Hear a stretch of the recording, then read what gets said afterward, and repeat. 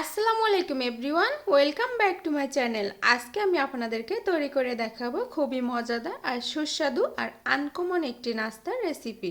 এই রেসিপিটি তৈরি করে কিন্তু আপনারা বিকালের নাস্তায় কিংবা রোজার ইফতারেতেও পরিবেশন করতে পারবেন। আশা করছি আমার আজকের রেসিপি আপনাদের কাছে অনেক বেশি ভালো লাগবে আর অনেক সহজও লাগবে। ভালো লাগলে আমার ভিডিওটিতে লাইক দিবেন আর চ্যানেলটিকে সাবস্ক্রাইব করে নেবেন। আর পরবর্তী ভিডিওর নোটিফিকেশন সবার আগে পাওয়ার জন্য পাশে থাকা বেল বাটনটি অন করে নেবেন। আর যারা অলরেডি সাবস্ক্রাইব করেছেন তাদেরকে অসংখ্য অসংখ্য ধন্যবাদ। তাহলে চলুন আর কথা না বাড়িয়ে ভিডিওটি শুরু করি। এর জন্য সবার প্রথমে যেটা লাগবে সেটি হলো চিরা। আপনাদের ঘরে যদি চিরা থাকে তাহলে এই নাস্তাটি আপনারা ঝটপট তৈরি করে নিতে পারবেন। আমি এখানে হাফ কাপ পরিমাণ চিরা নিয়েছি, ভালোভাবে পরিষ্কার করে এখন এটা পানি দিয়ে খুব ভালোভাবে ধুয়ে নিতে হবে। যতক্ষণ না পর্যন্ত এর ভেতর থেকে পরিষ্কার পানি বের হয় ততক্ষণ পর্যন্ত এটি ভালোভাবে কষলে কষলে ধুয়ে নিতে হবে। আমি খুব ভালোভাবে ধুয়ে নিয়ে এটি পানি ঝরিয়ে নেব আর 5 মিনিটের মতো এটি ভিজিয়ে রাখবো।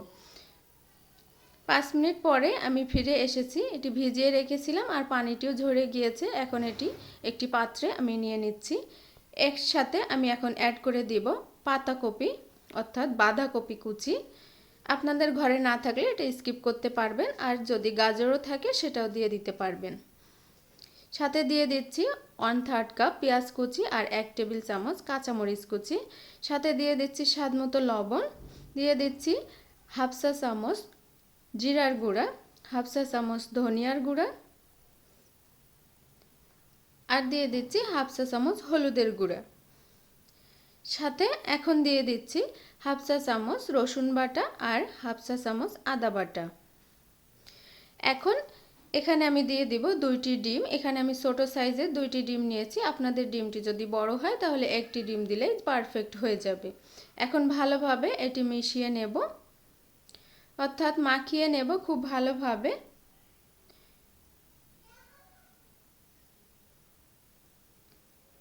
এখন এখানে আমার মনে হয়েছে ঝালটা একটু কম হবে। আমি যেহেতু একটু ঝাল বেশি পছন্দ করি তাই এখানে আমি হাফ চা চামচ কালো গোলমরিচের গুঁড়োটা দিয়ে নিয়েছি। আপনারা চাইলে এটা স্কিপ করতে পারবেন।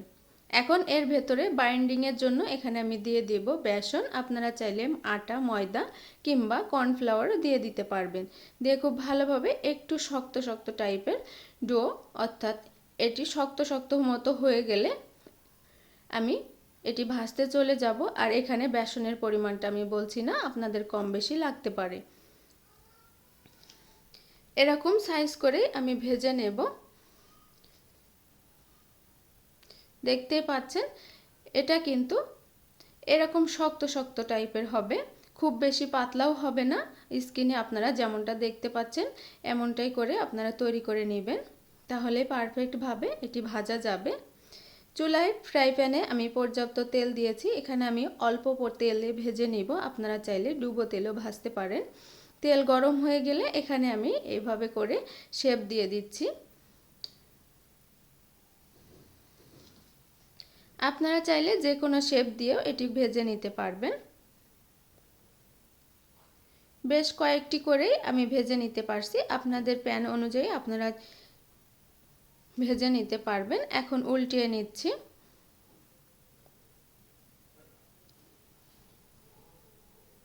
এটি কিন্তু দেওয়ার সাথে সাথেই অনেকটাই শক্ত হয়ে যাবে, যেহেতু এটা চিরা দিয়ে তৈরি করা, এটি খুব তাড়াতাড়ি শক্ত হয়ে যাবে। আর চুলার আঁচটি রাখবেন মিডিয়াম থেকে লো আছে। আর একটু উল্টিয়ে দিয়ে অর্থাৎ অপর সাইডটি উল্টিয়ে দিয়ে আমি ভালোভাবে ভেজে নিচ্ছি। আর পছন্দের কালার করে আপনারা ভেজে নেবেন। এখন এটি আমি উঠিয়ে নিচ্ছি। এরকম কালার করে আমি ভেজে নিয়েছি। এখন সবগুলো উঠিয়ে নিয়ে আরও এক ব্যাচ আমি এভাবে করে ভেজে নেব। সবগুলো ভাজা হয়ে গিয়েছে, আমি এখন পরিবেশন করে নিচ্ছি। তো ভিউয়ার্স, তৈরি হয়ে গিয়েছে আমার চিরার বড়া রেসিপি। আশা করছি আপনাদের কাছে অনেক বেশি ভালো লেগেছে আর অনেক সহজও লেগেছে। আর বাসায় একবার হলেও এটি ট্রাই করবেন, আশা করছি হতাশ হবেন না। আর এটি তৈরি করে আপনারা বিকালের নাস্তায় কিংবা ইফতারিতেও পরিবেশন করতে পারবেন। ভিউয়ার্স, আমার এই ভিডিওটি ভালো লাগলে আমার চ্যানেলটিকে সাবস্ক্রাইব করে নেবেন। আজকে এই পর্যন্ত, আল্লাহ হাফেজ।